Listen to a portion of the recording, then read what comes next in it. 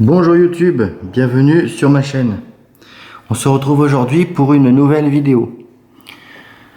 Une fois n'est pas coutume, on se retrouve pour une belle pièce. Enfin une belle pièce estropiée, hein. Mais quand même une belle pièce que je tenais absolument à vous présenter. Voilà. Il s'agit du pistolet qu'on appelle dénommé PAMAS G1. Voilà. Le PAMAS G1, c'est une arme qui est assez connue. Si vous avez fait un service militaire, si vous avez été dans la gendarmerie nationale, il me semble que l'administration pénitentiaire en a eu.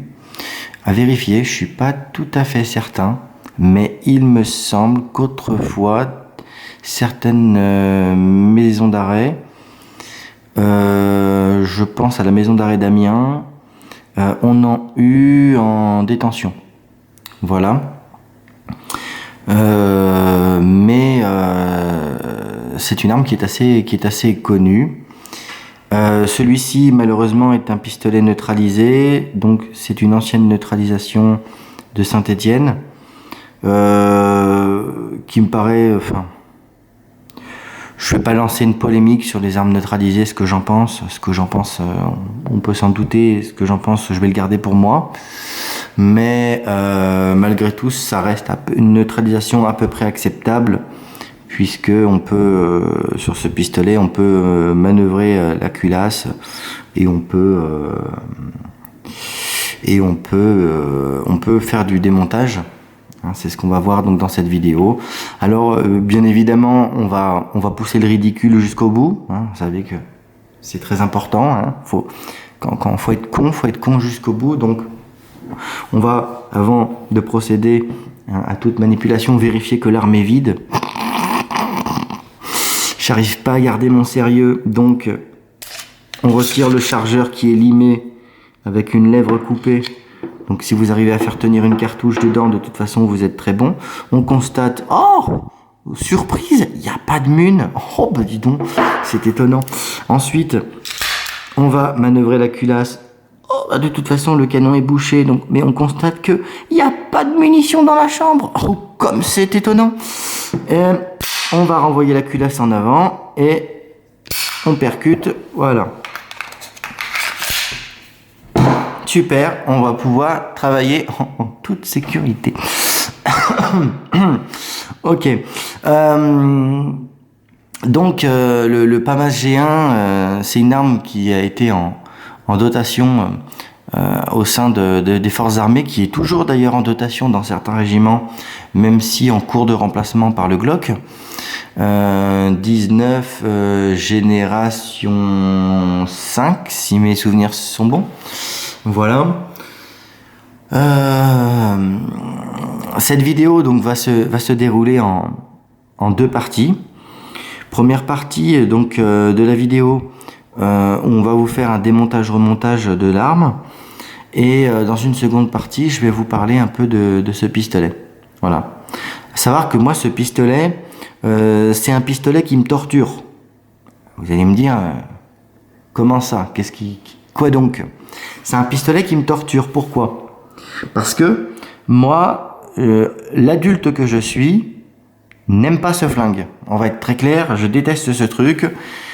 On vous en parlera dans la seconde partie de la vidéo. Des défauts, il n'en est pas exsangue, loin s'en faut. Je déteste ce flingue, et malgré tout, je suis lié de manière éternelle à ce flingue. Vous allez me dire pourquoi donc? Tout simplement parce que ça, c'est le flingue de mon enfance. C'est pas la gloire de mon père, c'est pas la maison de mon enfance, et bon, c'est le flingue de mon enfance. Tu vois?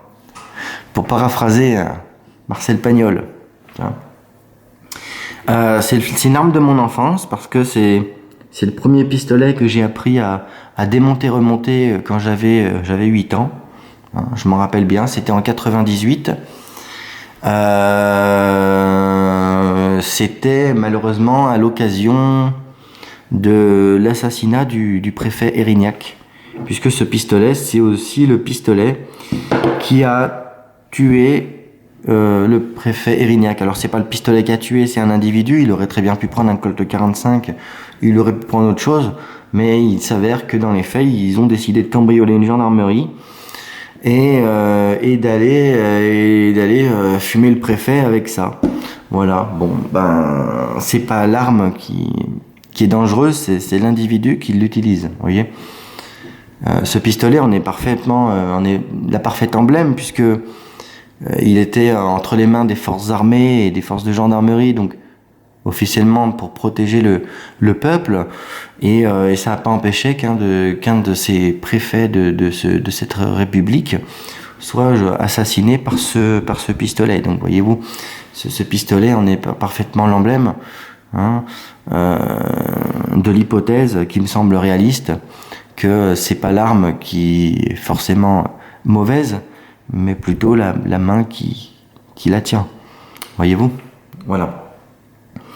Moi, c'est le premier pistolet que j'ai appris à démonter. C'est ce pistolet-là qui a fait du petit garçon que j'étais un adulte qui est devenu armurier et qui est devenu un véritable passionné d'armes. Voilà. Donc moi, mon rapport personnel à ce pistolet, il est assez particulier, il est assez complexe. Voilà.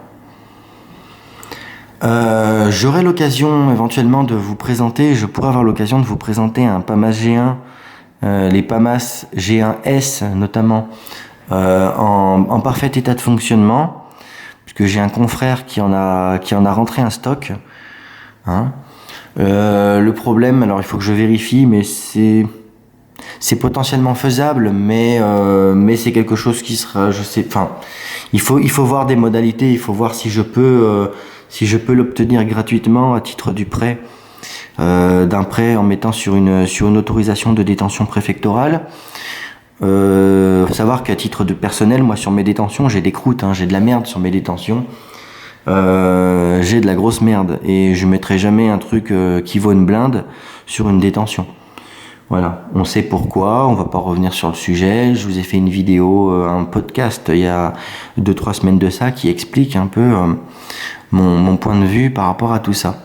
Il est hors de question que je mette une blinde sur une détention si après c'est pour être emmerdé et voilà, ne pas pouvoir m'en séparer et avoir une perte d'argent conséquente. Voilà. Donc si j'ai la possibilité, si j'en ai les modalités d'obtenir ça au titre du prêt, sachant que maintenant je collabore également avec le magazine Action, hein, peut-être voir s'il y a un banc d'essai à réaliser avec ce flingue, voir il y a des modalités, ça se réfléchit, c'est pas exclu, mais là pour l'instant je vous garantis rien. C'est pour ça que j'ai un abonné, un charmant abonné qui m'a prêté son PAMAS neutralisé, hein, pour que je vous en fasse une vidéo. Comme c'est une neutralisation à peu près acceptable, je me suis dit bon, faute de grive on mange des merles. Et automatiquement, je me suis dit, bon, pourquoi ne pas leur faire une présentation de ce modèle. Voilà. Je vais pas plus blablater, on va tout de suite passer à la première partie démontage, remontage. Ensuite, nous allons nous retrouver pour des explications complémentaires concernant ce pistolet.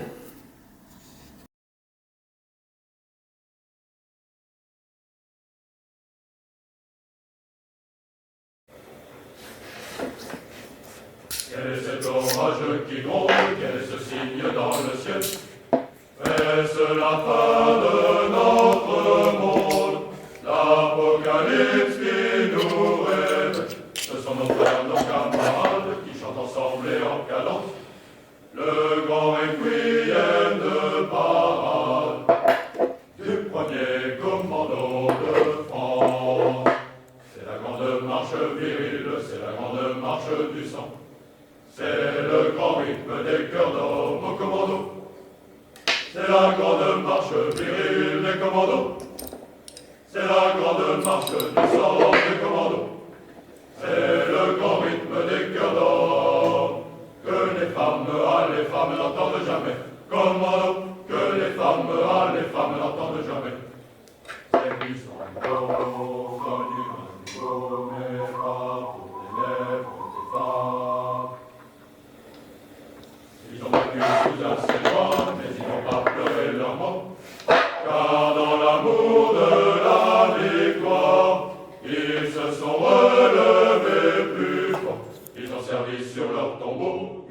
batterie que leur vaillance fera plus net que les couteaux du premier commando de France. C'est la grande marche virile, c'est la grande marche du sang. C'est le grand rythme des cœurs d'homme au commando. C'est la grande marche virile des commandos. C'est la grande marche du sang des commandos. C'est le grand rythme des cœurs d'homme. Que les femmes n'entendent jamais. Commando, que les femmes n'entendent jamais. C'est du sang nouveau, comme du vin nouveau, mais pas pour les lèvres. Un jour on les verra combattre, ils auront chaud, ils seront purs. Ainsi marche volontaire vers la mitraille sans mur, et sans murmure dans la souffrance, et qu'au dépend des ennemis du premier commando de France. C'est la grande marche virile, c'est la grande marche du sang. C'est le grand rythme des cœurs d'homme au commando.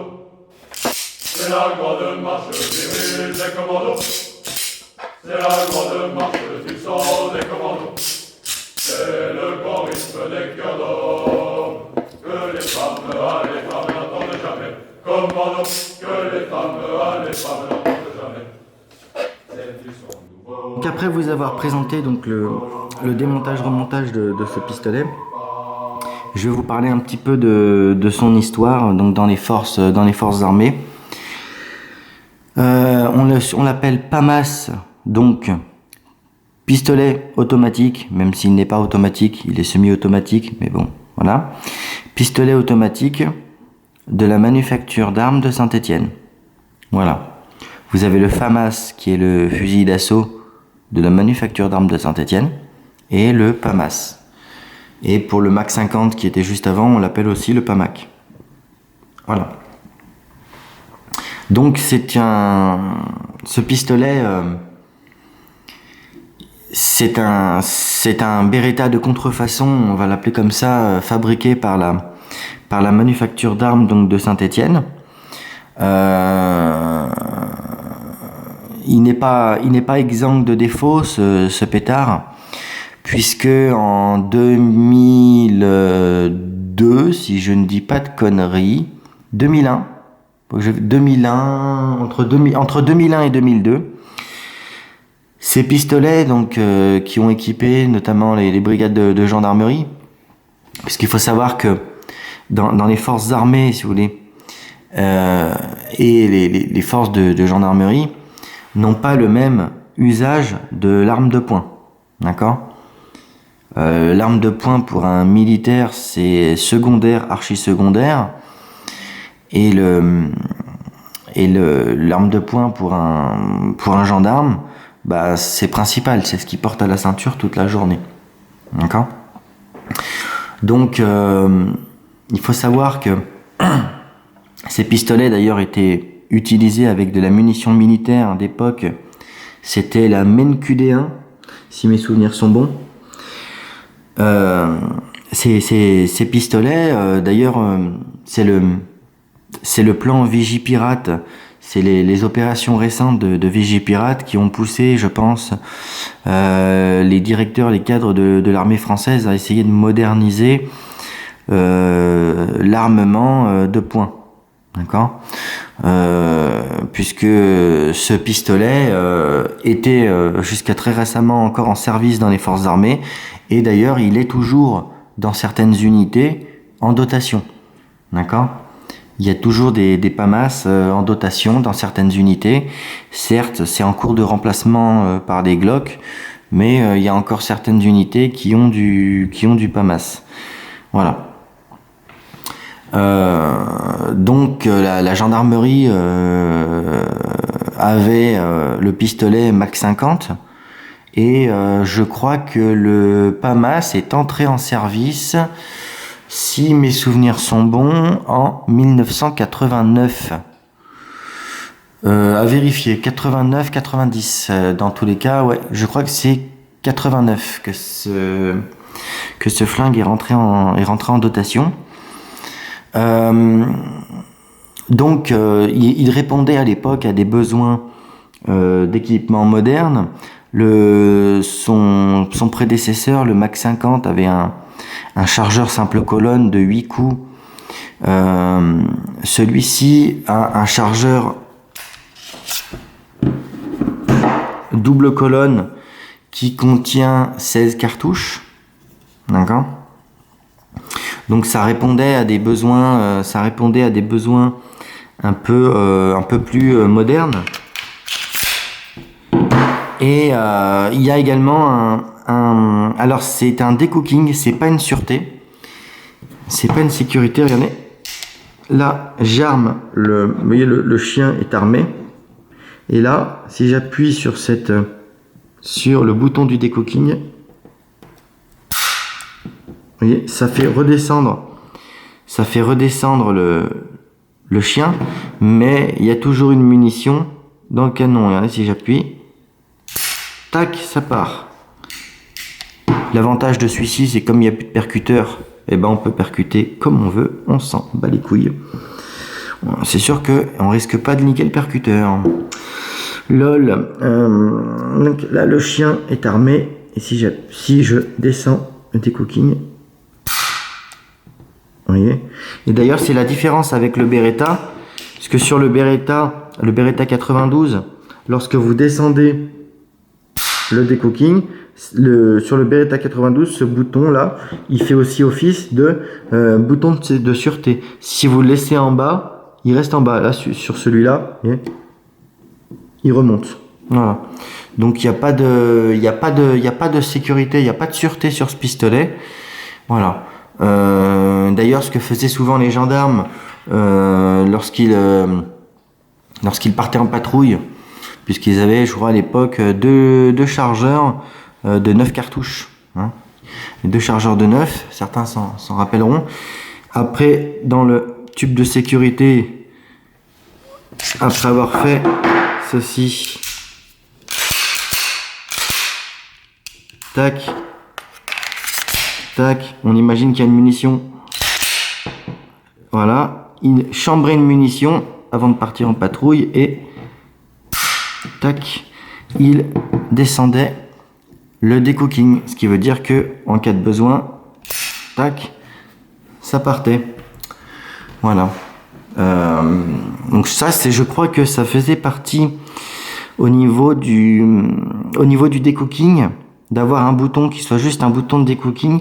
Je crois que ça faisait partie du cahier des charges de l'armée française. L'armée française, il me semble, ne voulait pas d'une sûreté comme sur le Beretta. Il voulait simplement avoir un decooking, en fait. Voilà. Qui est d'ailleurs, je crois, ambidextre. Attends, ouais, il est ambidextre, c'est ça. Je voulais vérifier. Le decooking, le bouton du decooking, il est, comme vous pouvez le voir, il est ambidextre. Voilà. Qu'est-ce que je peux vous dire de plus sur ce flingue? Donc en 2001, j'en étais là. En 2001, ce pistolet a été renvoyé dans les ateliers de Saint-Étienne puisque il avait d'énormes défauts. Il a d'énormes défauts, notamment le fait de pouvoir se prendre la culasse dans la gueule. Il manquait une petite pièce. Je crois que c'est une petite barrette au niveau de la carcasse. Qui faisait que concrètement, alors les faits ont été rapportés concernant les gendarmes, mais on va dire qu'il y a eu aussi des cas comme ça à l'armée, notamment donc les gendarmes, je crois, si on regarde au niveau de l'historique de ce flingue, en juin, il y a eu deux incidents qui ont été rapportés en juin 96 et je sais plus quelle année. Où les mecs, lors de tir, s'étaient mangé la culasse dans la gueule, tout simplement. C'est-à-dire que la culasse, elle sortait de son logement, et tu pouvais te prendre la culasse dans la gueule. Voilà. Donc effectivement, il manquait une petite modification à faire pour pouvoir le rendre le rendre un peu plus safe. Voilà. Autre défaut de cette arme, on est vraiment sur une arme de combat du XXe siècle, hein, c'est-à-dire quelque chose de lourd, quelque chose de... Là, les puristes, ils kiffent, hein, c'est mastoc, hein, c'est du métal et du métal, hein, et rien d'autre que du métal. Voilà. Donc ça, c'est un pétard qui est quand même assez mastoc, hein. Voilà. Les pièces sont interchangeables avec le Beretta 92, notamment le chargeur. Je pense canon et culasse. Alors j'ai pas testé, mais il me semble que canon et culasse sont aussi interchangeables. À vérifier. Voilà. Et donc alors moi, quand j'étais gamin, ce pistolet, moi je kiffais. C'est-à-dire que quand vous êtes enfant ou adolescent, quelque part vous avez les références aux armes à feu par rapport aux films, par rapport aux jeux vidéo. Et ça, moi, je suis de la génération Armageddon. Donc ça, pour moi, quand j'étais gamin, c'était de la bombe, parce que ouais, c'est le flingue de Armageddon, nanana. Voilà. En grandissant, donc quand j'étais gosse, j'adorais ce pétard. Et je détestais le Mac 50. En grandissant, en développant mes connaissances armurières, en développant mes connaissances concernant les armes à feu, je suis arrivé à tout à fait le contraire, c'est-à-dire à adorer le Mac 50 et à détester ce truc. Voilà. C'est pas précis, ça tire vraiment pas top, enfin... Voilà, c'est vraiment pas le must, c'est gros, c'est lourd. Je pense que les mecs qui avaient ça à la ceinture toute la journée, je pense qu'ils étaient contents de le poser quand même, hein, parce que franchement, c'est gros, c'est lourd comme pétard. Et voilà, c'est d'ailleurs beaucoup de personnes qui étaient en unité à l'armée. Disaient qu'ils préféraient encore leur Mac 50 que cette espèce de gros truc. Parce que dans l'usage qu'ils en avaient, l'arme de poing, c'était, dans la doctrine d'époque, c'était l'arme, si vous voulez, de la dernière chance. Et même si sur le Mac 50, il y avait un chargeur de 8 cartouches, pour tirer à 10-15 mètres, à bout portant quasiment, ça faisait largement le taf, hein, voilà. Sur ce flingue, qu'est-ce que je peux vous dire? On a une hausse qui est montée à queue d'aronde. Voilà. Elle est réglable. C'est un pistolet qui fonctionne en simple et en double action. Hein. Celui-là, on peut le percuter, c'est cool. Bah oui, mais il n'y a plus de percuteur, qu'est-ce qu'on s'en bat les couilles, hein, voilà. Il est dans un bel état. Alors, par rapport aux neutralisations modernes, sur celui-ci, puisqu'on est là sur une arme neutralisée, donc avec la couronne de Saint-Étienne et le poinçon AN, on est quand même sur une bonne neutra, hein, voilà. Il y a certaines unités, même chez notamment l'armée de l'air, qui ont encore ces trucs en dotation, hein. Ça c'est, voilà. Donc il y en a en vente, il faut savoir pourquoi je vous parle aussi de ce flingue. Ceux qui sont vraiment intéressés, il y en a en vente dans le domaine civil, y compris les Mac 50. J'ai un confrère qui en a rentré un petit nombre, et il y en a quelques-uns qui sont disponibles à la vente. C'est quand même... Alors moi, si vous voulez mon avis à titre personnel, c'est que dans une hypothèse où il y aurait une carte de collectionneur pour les armes de catégorie B ou des autorisations de détention viagère en catégorie B, ça c'est vraiment un truc que je prendrais en collection, parce que moi je suis lié à ce flingue, et comme je vous ai dit, c'est le flingue de mon enfance, et c'est vrai que c'est quelque chose que j'ai toujours un petit pincement au cœur, parce que quand je le prends dans les mains, si vous voulez, j'ai des images d'enfance qui me reviennent. J'ai eu une éducation aux armes qui s'est faite grâce à ce pistolet. Donc ça peut pas laisser une personne, ça peut pas laisser quelqu'un indifférent. Maintenant, à titre perso, mettre ça sur une détention sportive, ça m'intéresse pas du tout. J'en vois pas l'intérêt. Voilà. Mais c'est quelque chose quand même qui est malgré tout assez intéressant et que je tenais absolument à vous présenter. Voilà. Qu'est-ce que je peux vous dire si on veut chercher un peu loin? On a un chien en œil. Vous voyez? J'essaie de vous montrer ça, putain de merde. Attendez, je vais vous montrer ça correctement. C'est pas mal de vous montrer. Vous voyez, ça, c'est ce qu'on appelle un chien en œil. Je crois qu'on est à 1 kg de pression. Il est réglé normalement au niveau du poids de départ de la détente. En unité, il était réglé à 1 kg de pression sur la détente. Ce qui est standard, hein, pour une arme de combat, hein, ce qui est tout à fait standard. Voilà. Il a bien sûr la dragonne. Là, vous pouvez mettre une dragonne. Voilà. Il y avait d'ailleurs des holsters, des étuis spéciaux pour ce flingue. Il y avait des étuis spéciaux. Il y avait des étuis spéciaux pour ce flingue. J'en ai pas sous la main, sinon je vous en aurais montré un, mais là j'en ai pas sous la main. Voilà. Qu'est-ce qu'on peut dire de plus? Bah rien de rien, il n'y a rien de plus. J'espère, malheureusement on risque pas de vous faire une vidéo de tir avec celui-ci. Voilà. Donc pour les grands passionnés d'armes qui suivent ma chaîne, je vous ai rien appris. Mais pour les autres, j'espère que je vous aurai appris quelque chose, et même bien qu'il soit neutralisé, le fait d'avoir pu le démonter, d'avoir pu vous montrer son démontage, et d'avoir pu vous montrer quelque chose où sur la partie extérieure il n'y a pas des points de soudure, et où on peut